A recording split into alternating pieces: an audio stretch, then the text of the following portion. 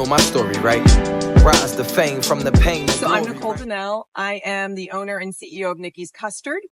We are at our first and only shop.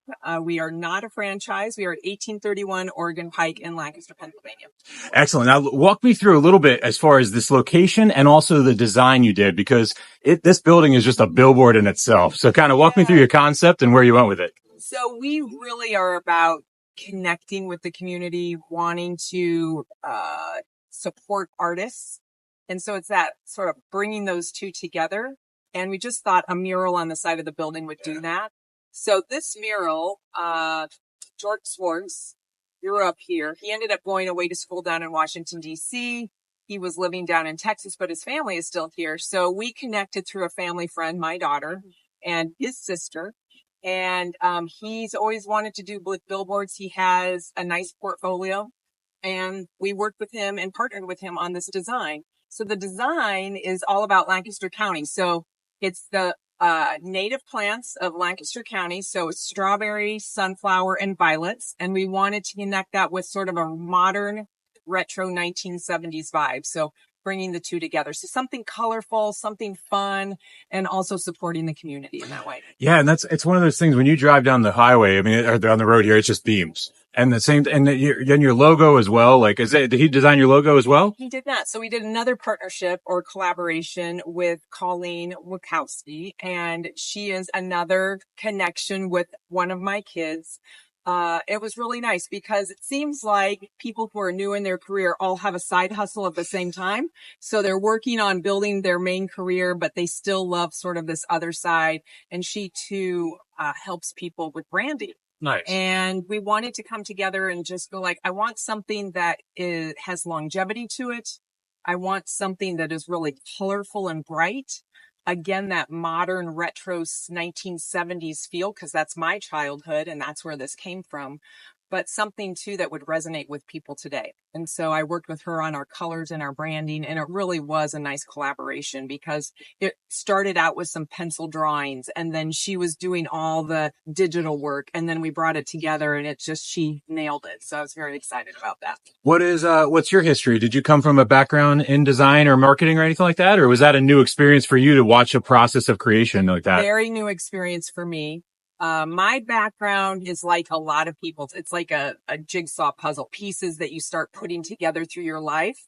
And I had the great fortune of being a stay-at-home mom for a chunk of my life. I had the great fortune of working with development work with medical and education. So I was doing development work that way. I also was in construction and did kitchen and bath design. So all these things that are very creative, but also really connecting with people and again, the community and how do you support your community?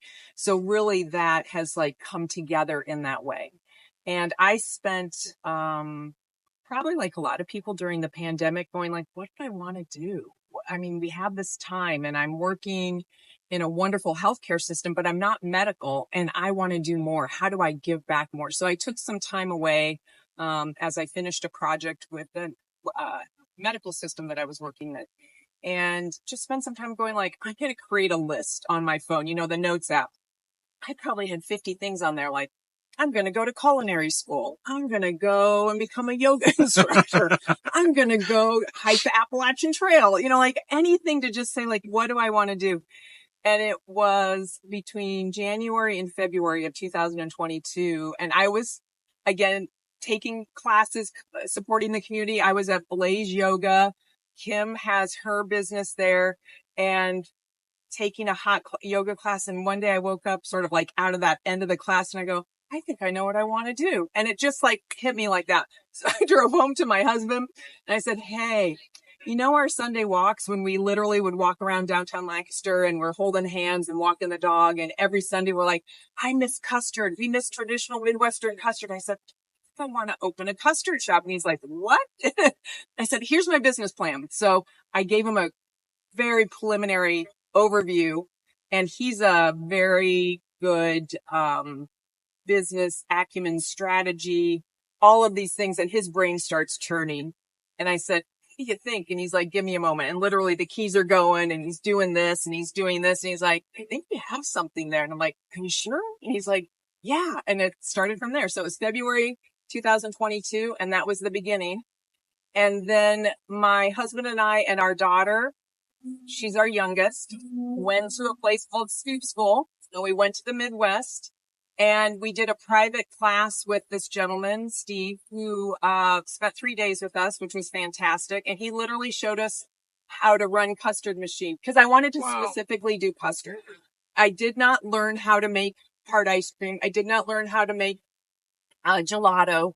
Our specialty is Midwestern authentic custard.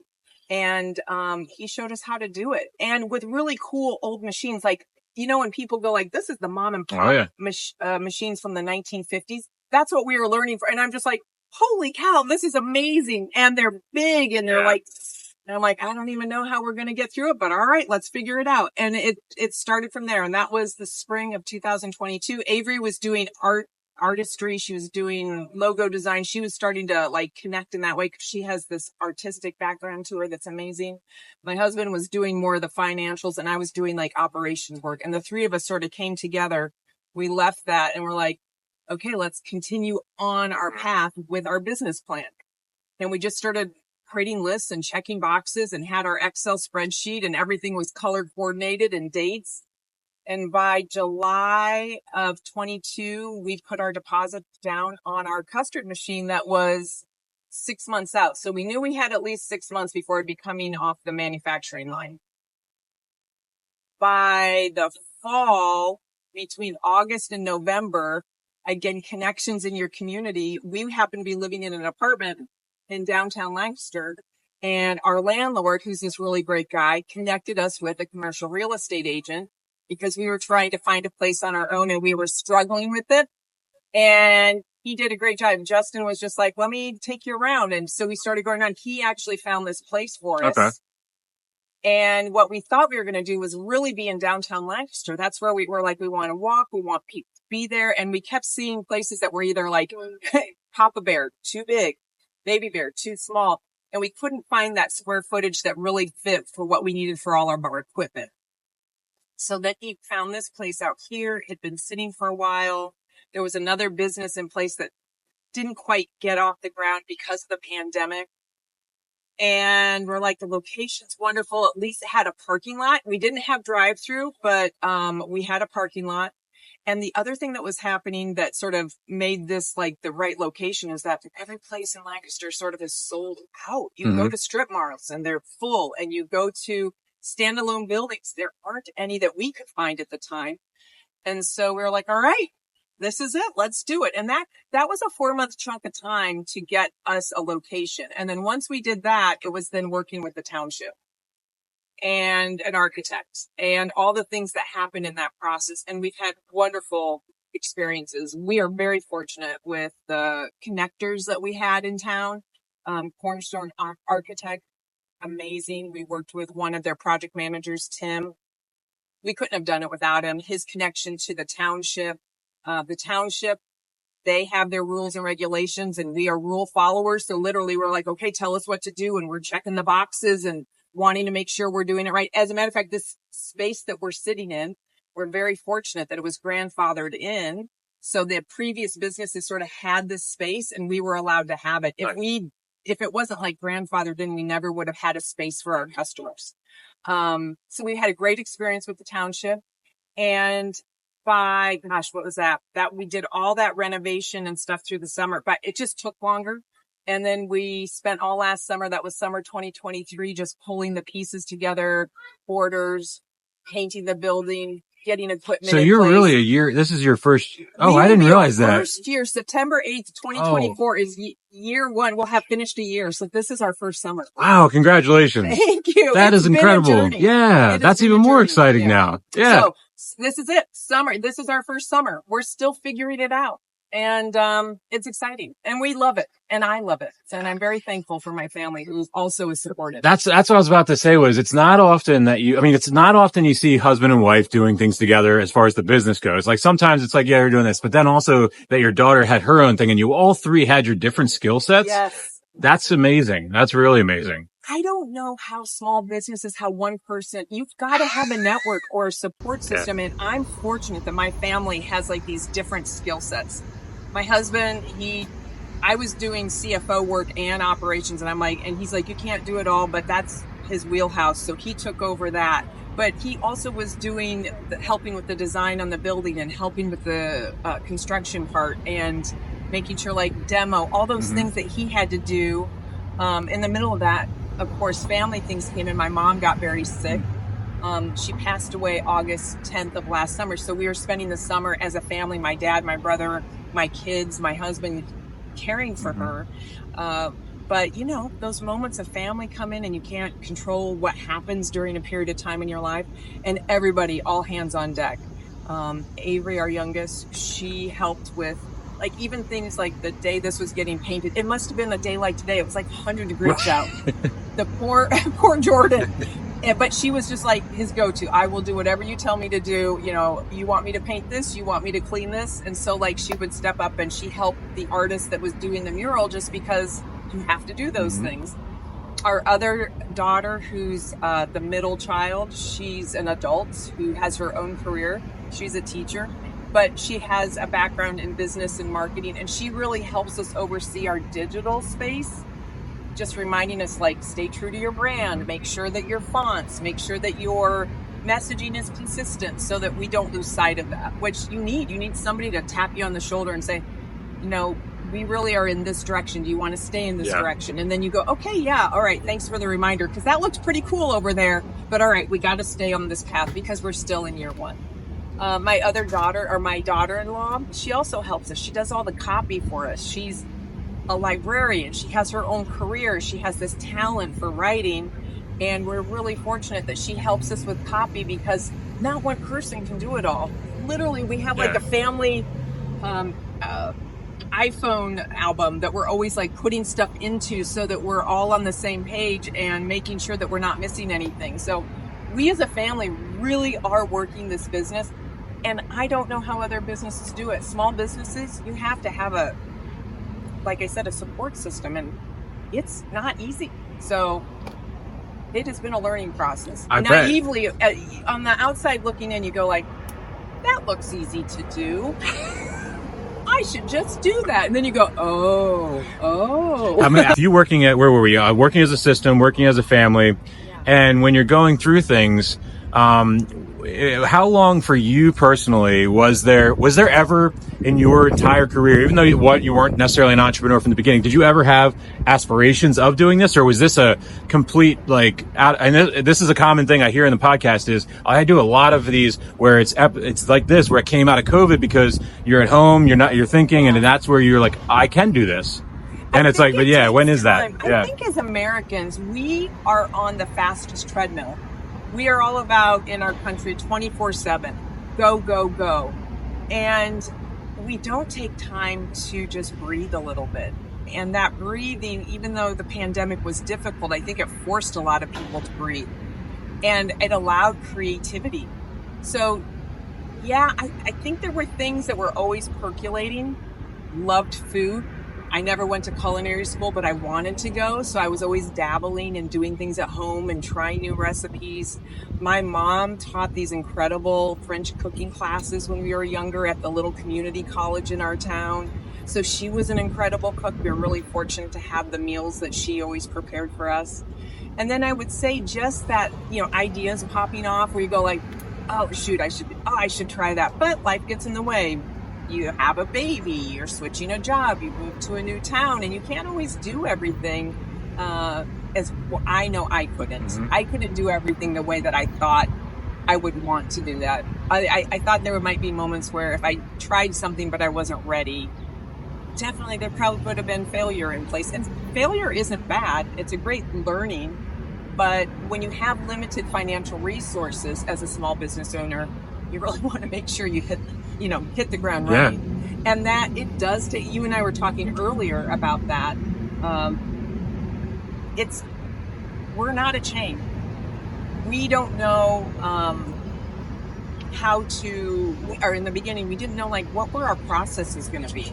How are we going to set up every day? How are we going to shut down every day? How are we going to clean the machines the way that we need to clean them? What are those little things that nobody sees on the outside that you have to manage on the inside, and make sure you're doing it? What? Follow state codes, making sure you're following the county and the township codes. Are you doing things that keep things as a customer healthy and safe for you, which is what you want? But we had to learn all that, and we had to figure that out so that our cost of our labor is efficient. We pay our staff well. We don't do tips. And we want to make sure that when we balance our pricing, how are we making sure that it's fair to the customer, and also we take good care of our staff? So all of that is a learning process that I had no idea how to do any of it. But creativity comes from a place, I think, of quiet and calm. For me, it does. And I really do appreciate that opportunity to have those moments to get to this place. So. Yeah, I always am I'm amazed also at your timeline to go from, like, most times with a timeline where you did ramp up, it is just very indicative of your support system and your family, because I really was expecting you to say, we've been talking about this at the coffee table or whatever, you know what I mean? Like, over breakfast for 10 years. Yeah. Because of the speed in which you implemented and executed. I mean, that's really impressive, because, like you said, it's not a lot of people that realize, like, you didn't just come up with the idea and then sign a lease and then paint the wall. And there's a lot that goes into it. Yeah. I will say the creativity, the idea, the spark for me, the business acumen came from my husband, and I'm forever thankful for that partnership. He was the one that was like, we need a business plan, and forced me when I didn't want to. I'm like, I don't want to fill out 100 lines on a spreadsheet for dates and times, and we did it, and it was the right thing to do. And cost models, and making sure that, I mean, we still are doing cost models. Are we, for every scoop that we do, is it the right size scoop? And are we going to make money or are we not? I mean, people don't realize, like, we still have to break even. We've been putting money in our business every month since the day we opened, because we missed a summer. So, and people don't know about us. So do you have enough financial resources to get yourself through year 2 and year 3? Because it takes time to ramp up. You're not all of a sudden like, wow, you're making money because you had a great Sunday. You have to have a good Wednesday, Thursday, Friday, Saturday, and Sunday.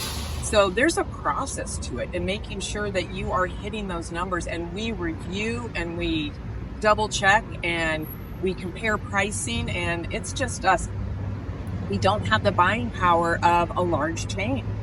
I thought naively, and you're in the food industry, so you'll understand this. I thought naively that I was like, well, I'm going to get my dairy base from a place that it's going to be 5 ingredients and all organic.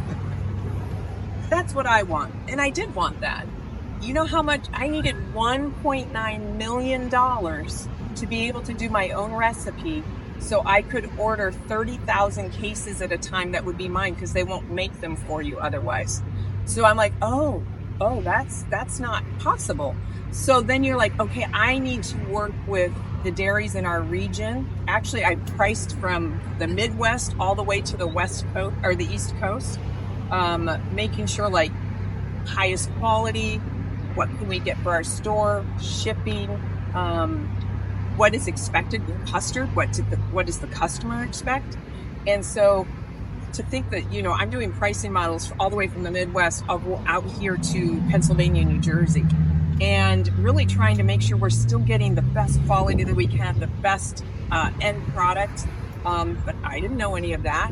When you're sitting at home or you're sitting somewhere else and you're like, that looks easy, you just all of a sudden go, oh, I learned a lot. And I'm happy to have learned it. And it's just naively, I'm not naive anymore. I've now learned some stuff. and you're gonna be, and from my experience in the food and beverage world, you're gonna be so much more sustainably successful over time, because you didn't go the lazy route where you're like, I'm just gonna and I am a consultant, so I do make money off the people, but it's also different ways. So, and I call it lazy, but that's not fair. It's really where they do the hands off.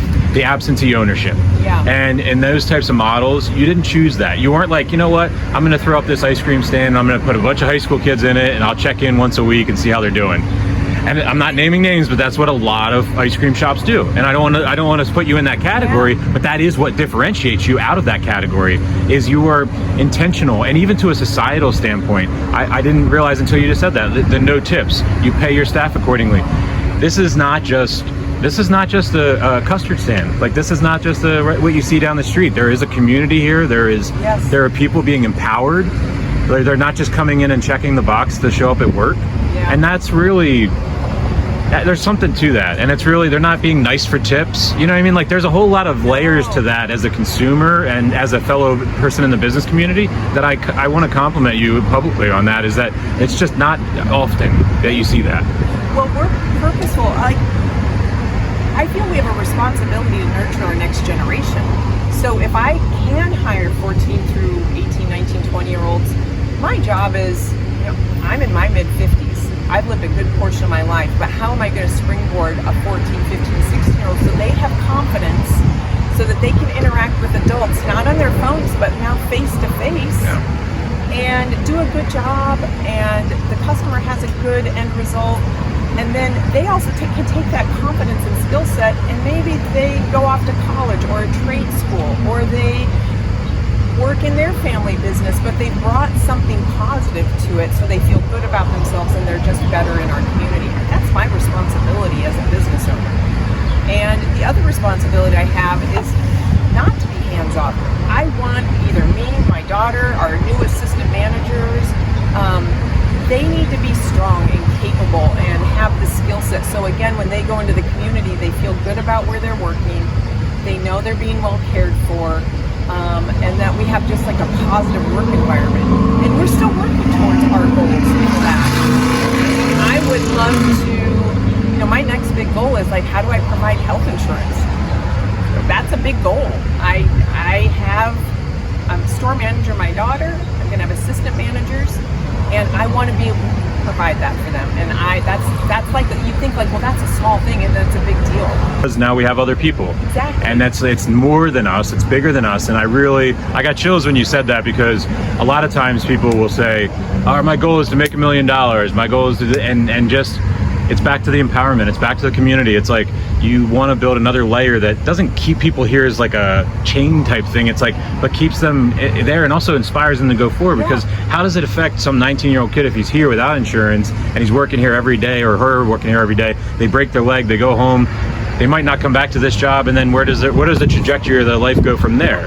And there's a lot of power in that. I really appreciate that. Well, and then my response, like, I could die tomorrow. So I leave this entity.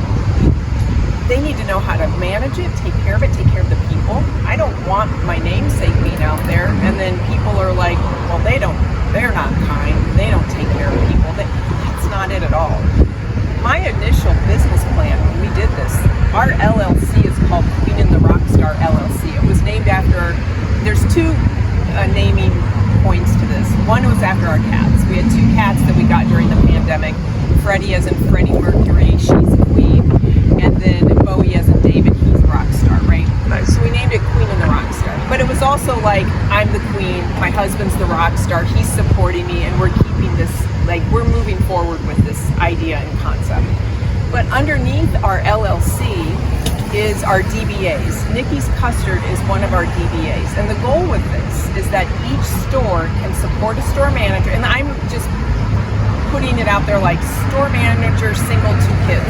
How can I have somebody who could potentially just be a single parent, have a good quality of life, take care of their kids, have health insurance, feel like they're contributing in society, and they don't have to go get another job. They don't have to have a side hustle. My goal is that if this is just the only store, then the store manager has that. If this is more like 2 stores, then each store manager has that. We have to do better for our employees. I want them to feel better. I want them to know that they can buy groceries and get gas for their car and live in a nice apartment or a new starter home and feel good about themselves. So that's Nikki's Custard. And Nikki's Custard is going to generate revenue, money, so that we can then do the the other DBA that is hovering here that we haven't done anything with yet, and it's called QR2 code. Q, Queen, Rockstar, R2, since there's 2 cats, 2 of us, QR2 Co. That's our nonprofit. And we're gonna funnel money into that so we can give back to the community. Now, we're not there yet. I mean, the way we can do it, not even a year, is we donate gift cards, we support the school, PTOs, school district, parents associations, anywhere we can do small things, we're doing that right now. But ideally, this bigger entity is going to have a bigger impact. So ultimately, it's not about me making money. I mean, I want to have the tiniest retirement. I want to just be okay when I'm older. But I want these things to make a difference. I want Nikki's Custard to make a difference, and I want QR2 Co to make a difference. And I think we need to represent in our community like a lot of small business owners do. I know other business owners that are doing good things, and they have sort of paved the way. And I just want Nikki's Custard to be a part of that and join in and helping where we can. We make a difference in our community when we do things right as small business owners. It's really, there's a power in that. And then going back to, like you said about the Lancaster and Pie and Tara and Bill, it's such a great energy with everybody of the empowerment of their staff and everything like that, and paying not just paying living wages, paying comfortable wages. Like I always have grown up, and obviously in hearing that is like, well, you got a living wage. It's like, well, great, I can breathe, I can survive, I can keep my head above water, but I'm still drowning with the rest from the head down. You were talking about the empowering your employees and stuff, and the side hustle, and I want to go back to saying, like, it's also a great thing that with that breath you're able to give them and that relaxation. You're not going to make them millionaires, but they're going to pay their bills, and they're going to be able to breathe. If they ended up getting a side hustle, the greatest thing about what you're doing is that side hustle isn't to support their livelihood. It's probably coming out of a passion project. And now you've just sent a whole community trajectory in a whole nother level.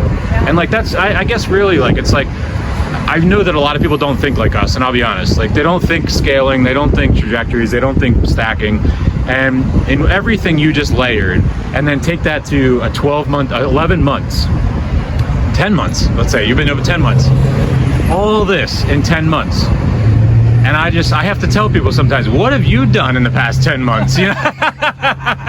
So kudos to you and your family. You know my story, right? Rise to fame from the pain to glory, right? Heard from a